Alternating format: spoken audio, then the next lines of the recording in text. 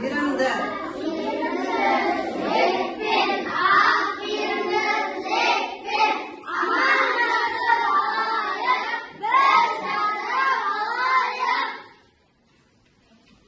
Жарайсыңдар оқушылар, отырамыз. Оқушылар, үйге тапсырмаға дайынсыздар? Дайынсыздар? Онда барлығымыз үйге нешінші жаттығу еді? 28-ші жаттығу еді. Жатқа жаз дейді. Жатқа жазып па үйге? Еді. Қатар ағайымыз оқушылар. Жалпы есімдердің астынсыздық бар. Жалпы есімдерді табайықшы. Өлеңді бірінші бір оқушы оқып берсінші. Қазына оқы. Бекен, көкен, титі, екен, титі, үлкені, бекен, екен. Жарайсың, бұл жерде жалпы есімдер. Бекен, жарайсың. бекен, көкен, титі, титі, бекен. Жарайсың, қазына бір бал көтереміз. Сабақ басында балдарымыз бар алдымызда. Бір бал көтеріп, жалпы есімдердің астын сызып, жалпы есімдік тапты. Жарайсыңдар оқушылар. Оқушылар, ой қозғап. Жалпы есім дегеннен, жалпы есім дегеннің ережесін кім біледі? Тағы. Мен. Айтау, Жандәулет. Кісінің аты жөні Кісінің аты жөні жер, су, жан-жануарға қойылған жалпы есім деп аталады. Жалпы есімдер әр уақытта бас әріппен бастау жазылады. Мысалы, Әсел, Алматы, Ел, Құтжол. Жарайсың. Бір бал көтереміз.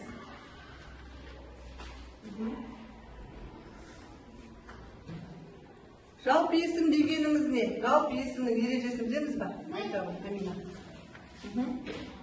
Кім көтереміз? Есімдердің басқа бас есімдер жалпы есімдер деп атайды. Жалпы есімдер. Жалпы есімдер әр уақыт кіші әріппен жазылады. Мысалы, ауыл, әже, қыз. Жарайсың, Амина. Бір бал көтереміз. Жалпы есімдер қандай әріппен жазылады екен? Жалпы есімдеріміз? Қане қараймыз. Жарайсыңдар оқушылар. Ендеше оқушылар, дәптерімізді ашамыз, жаңа сабақты бастаймыз. Әдемі көркем етіп жазамыз. Күннің жазып аламыз. Ақпанның 27-сі. Әдемі жазамыз. Бүгін жалпы есім және жалпы есім. Жарайсың. Бүгін өтетін тақырыбымыз.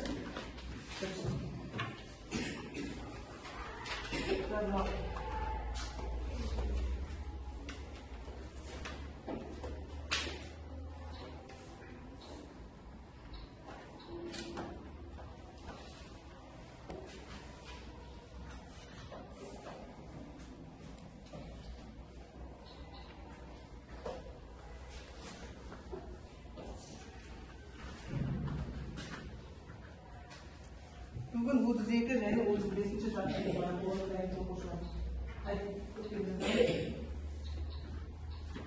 Оқушылар, көкем жазамыз.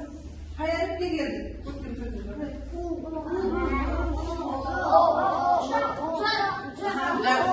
Ошақ. О деген әріпке келеді. Ошақ және? Ұлжан. Жазамыз. Ұлжан. Yani, ben öğretmenleri kişileri köküyle tükürdüğümde yazandım. Жалпы есімге жатады. Жарайсың. Ал ол дегенім ше? Ол деген сөз? Жарайсың. Бір бал өтерші. Жарайсың. Өте тамаша.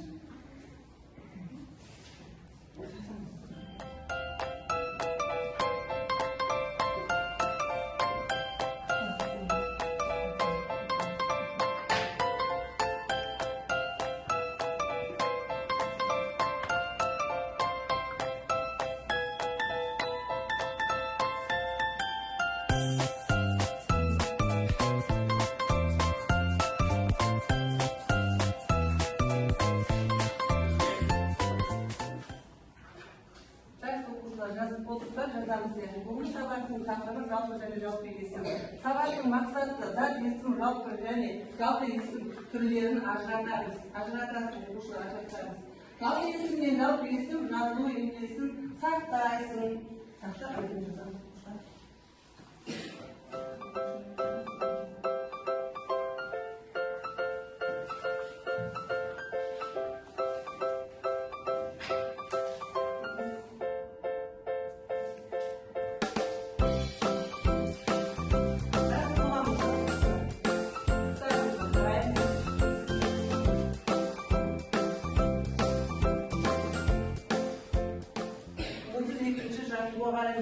Берілсін, оқимыз.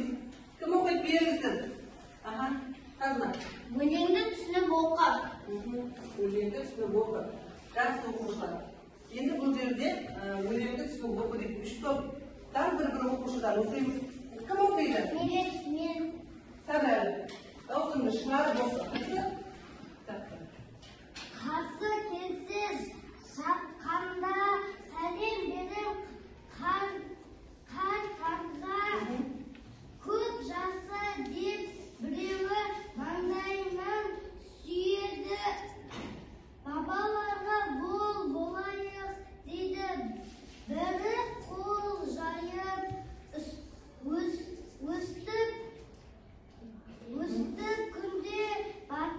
өстіп күнде бата алам кездескен әр атадан. Жарайсың. Бір балды көтереміз. Келесі. Екінші топтан кім оқиды? Жылдан. Кім? Қол көтереміз. Екінші топ. Балды оқиды. Оқиды. Өмір.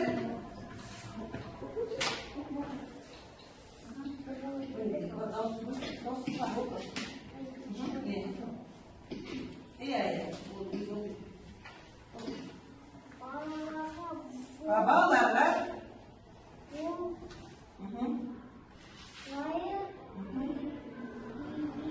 olsun çay.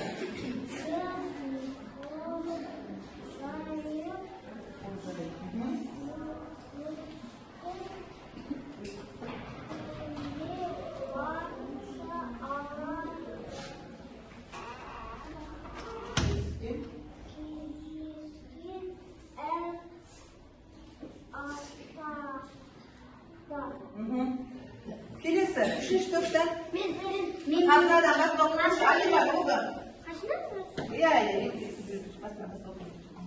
Қарсы келе жатқанда сәлем берем қарттарға, көп саса деп біреуі маңдайынан сүйеді.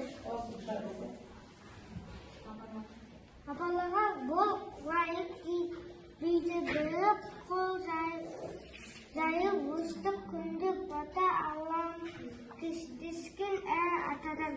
Жарайсың, бір қол көтереміз. Енді оқушылар орталық топтар енді көпті қол көтереді. Сол үшін сұрақ, орталық топқа сұрақ. Өлең не туралы айтылды? Бабалар. Не туралы айтылды өлең?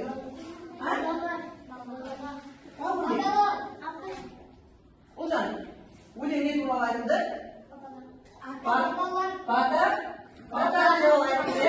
Баталарды кімдер береді? Аталар береді. Дұрыс жарайсыңдар. Батаны кімдерден аламыз?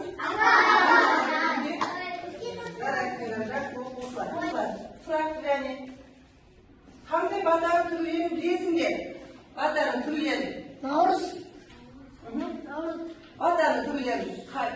Батаның түрлері деген оқушылар қалай жарайсың? Наурыз дәлелетіп бата дұрыс.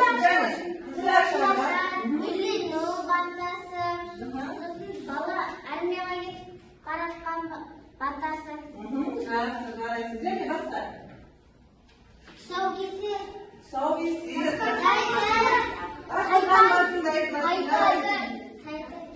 Енді жақсы ортаңғы топқа келдік. Енді бұл жерде бата беретін оқушы бар ма? Ортаңғы топта. Жаздай, шықтай. Келе ғой. Қане, қолымызды жаямыз. Олай бұнда бата алайық.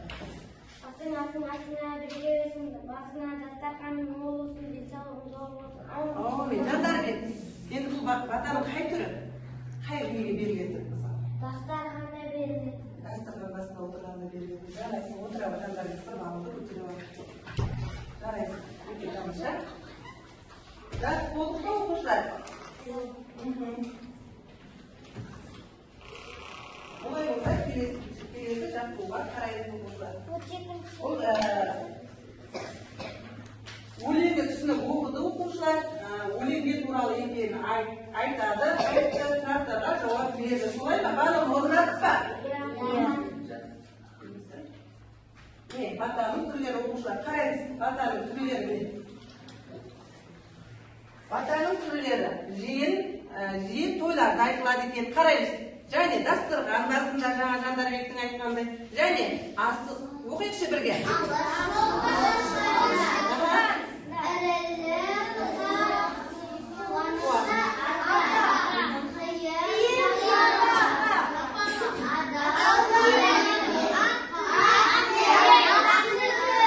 Ата жақсы сөз бе? Өте жақсы сөз. Батаны алсақ біз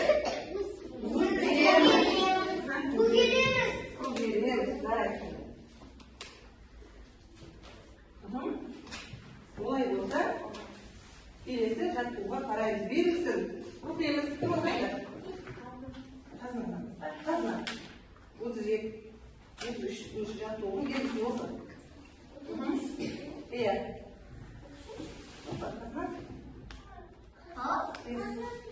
Ау, сымбат, иә.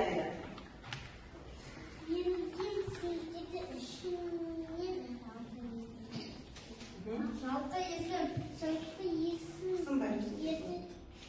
келіп шығасың. Жақсы оқушылар. Олай болса, сақтарға қарайды, кітапқа қарайды оқушылар. Апай,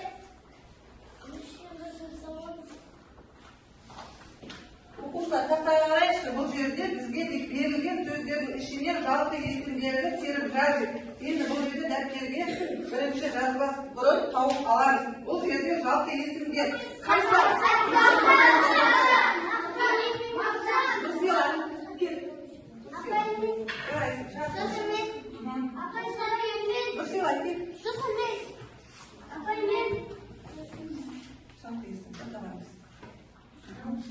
Жалпы есім. Жарайсың. Ал қолыңа. Дұрыс па оқушылар? Келесі кәді оқушы ала береді, оған бен оқушы. 33-ші жаттығу деп жазды.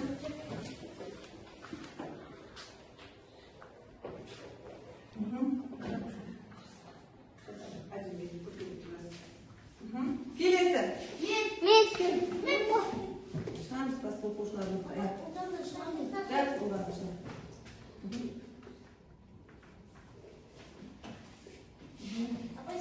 Өтір ғой.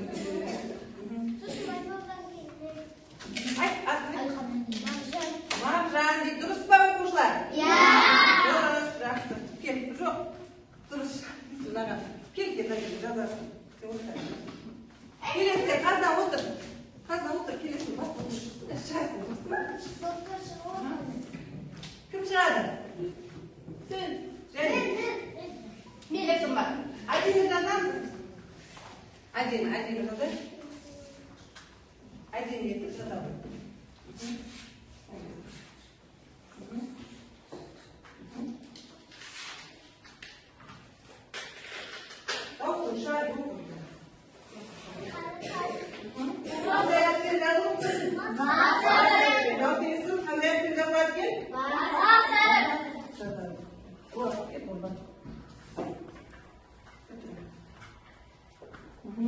Kaçınsız acemi yazarız. Para lan da.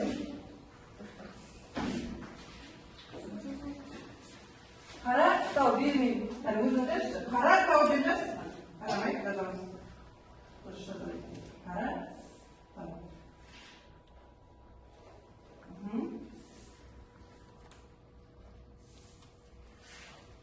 Para tau. Para tau. Қараш қал деген оқушы. Қыз жағына. Қараш жоқ. Қандай әріп қалып қойды?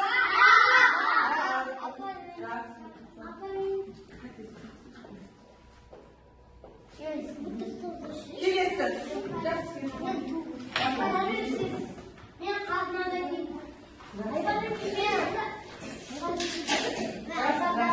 Барлығымыз қатарыз алып алдымызда әрсен көп.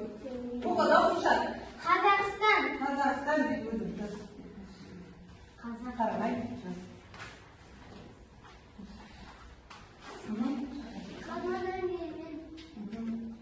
Қазір жазған.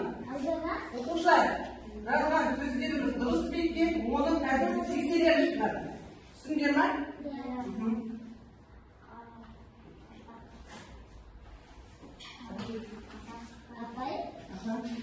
Сонда іздіреміз бе? Қазақстан.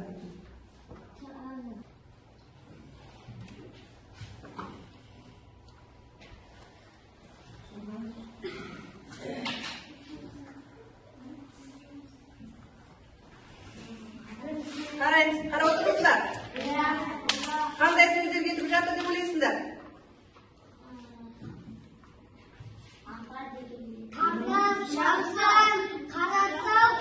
Енді қандай сөздер қалды? Қазақстан және Тараз. Бұлар жалпы есімге ме, жалпы есімге ме? Жарайсыңдар, жатуда жалпы есімдерді басқа сөздердің өзге шілері туралы өзің қосып жасар. Енді қайын оқушылар барлығымыз біліп отырмыз.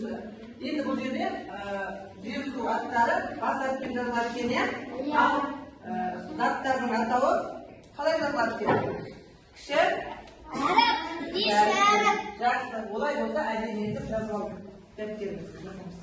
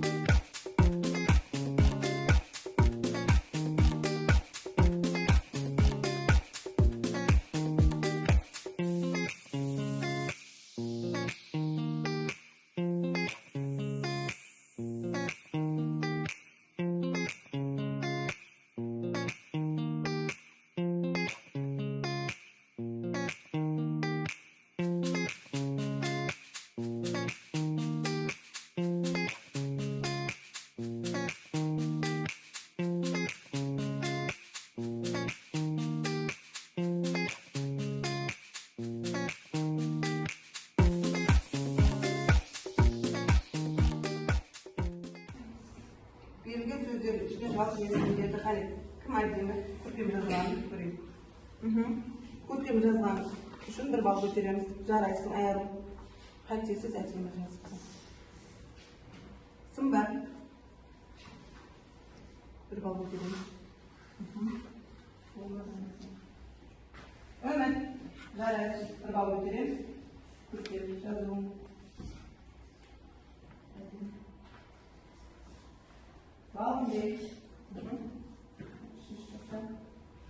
Жақсы правильно. Тыңдаймыз. Дана, қазақ тілінде үй тапсырмасын орындадың ба? Иә, оқып берейін бе? Әрине. Құрманғазы Сағырбайұлы қазақтың ұлы күйші композиторы 1818 жылы Батыс Қазақстан облысы Жаңақала ауданына қарасты Жеңкелі деген жерде дүниеге келген. Алғашқы шығармаларының бірі Кішкентай күйі. Бұл күй Исатай батырға арналған. Жақсы жазыпсың. Томирис, осы мәтіндегі жалпы есімдерді тауып көрші. Жеке дара заттарға берген атауларды жалпы есім деп атайды.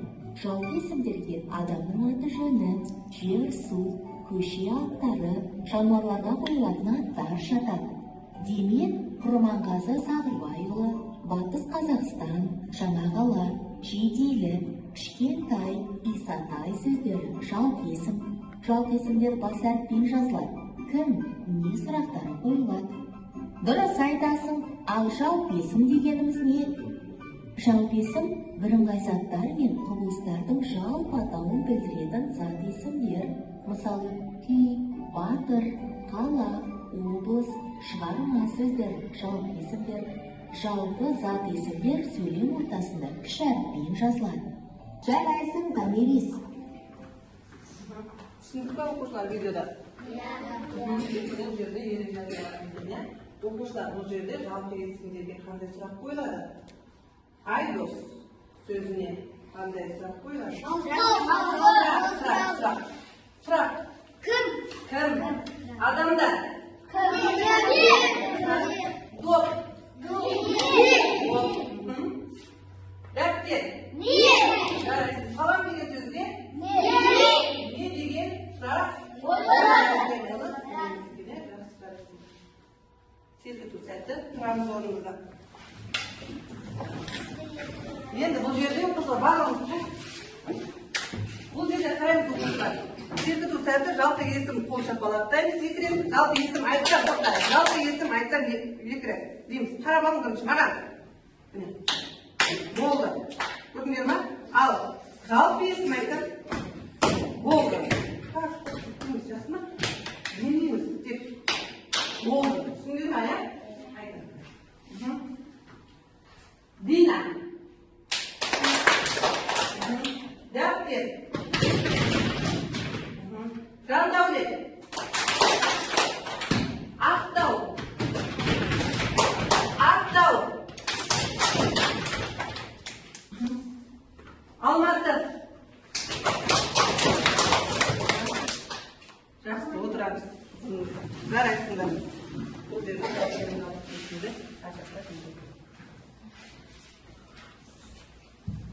Топтық жұмыс. Топтық жұмыс жасаймыз. Топтасамыз оқушылар. Келin.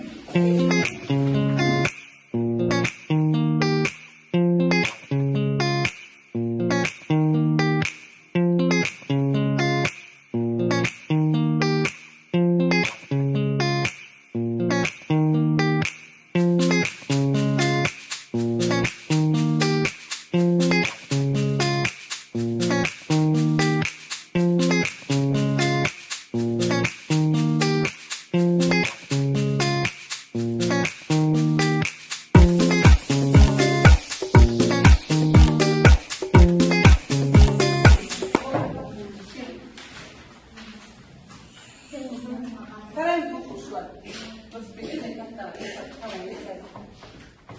Отыр, өзі тексеріп. Тақтадан да тексеруге болады, меніңше.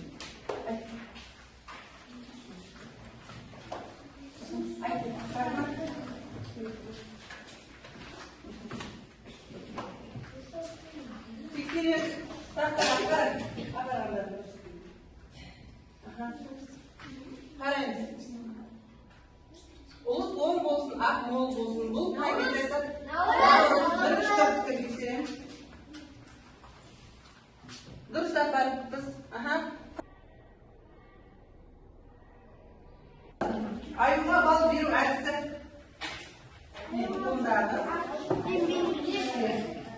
Сөзді берем. Сенде жалпы берсін. Қатты оқимыз.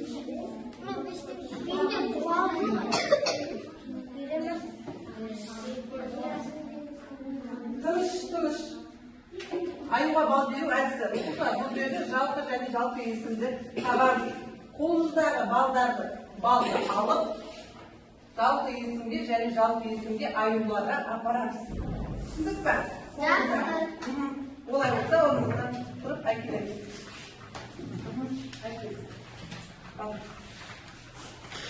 Қолда оқы.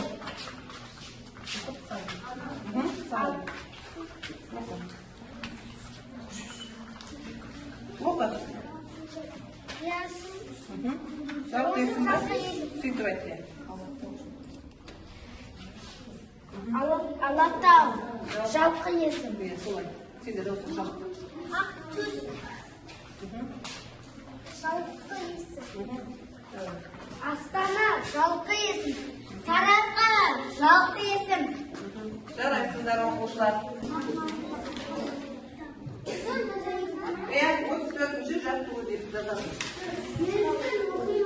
Оқы. Мен бабамын жер көрген.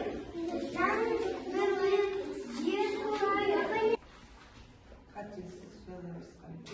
Қатесіз жазамыз. Жатқа жазамыз.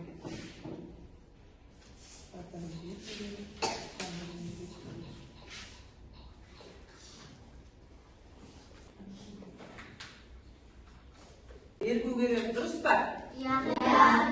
Қараймыз мұхер. Жақсы оқушылар, бүгінгі сабақта кім неше балл алды айтамыз. Барлығымыз білеміз ғой. 9 пен 10 балы 5 бағасы, иә? Және 7 мен 8 4 бағасы. олай болса айтамыз. Балың айт. Қандай неше балл келеді? Сенікі қара. 6 балл. Аймина. 10 бал. Жарай. 10 бал. Үміт. 7 бал. Неше балл жинады? 6 балл. 5 балл. 5 балл екен.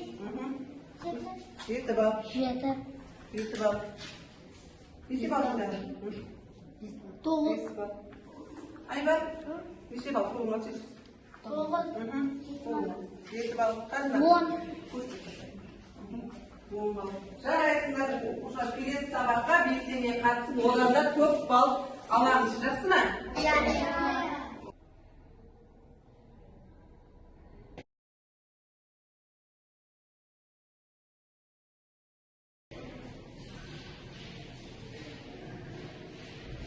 Жақсы оқушылар, тақтаға қараймыз. Кері байланыс жыл мезгілдері әдісі. Бұл жерде сабақ түсінікті болған болса, көктем мезгіліне апарамыз. Ал қыс мезгілі, ол түсінбедім сабақты деген ұлпақарларда қарамыз. Ал көктем мезгілінде қызғалдақ түгілін апарамыз. Көктем мезгілінде қандай? Гүлшарады бір жарып, бірінші қызғалдақ. Жақсы қарайсың.